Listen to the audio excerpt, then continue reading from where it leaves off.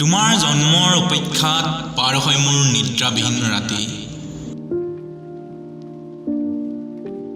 কলমে প্ৰসৱ বেদনাত উকা কাগজখনৰ ওপৰত বাগৰি ফুৰিছে।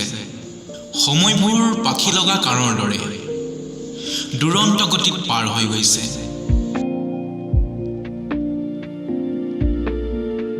ক্ৰমান্বয়ে তোমাৰ জন্মৰ ক্ষণ সমাগত হৈছে আৰু এয়া কলমে প্ৰসৱ কৰিব ধৰিছে।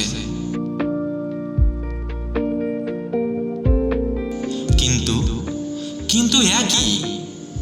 এয়াতো তুমি নহয়। তোমাৰ পৰিৱৰ্তে ই এক মৃত ভ্ৰূণৰ দৰে, চন্দ্ৰহীন উপন্নত শব্দৰ সমষ্টি মাথোঁ।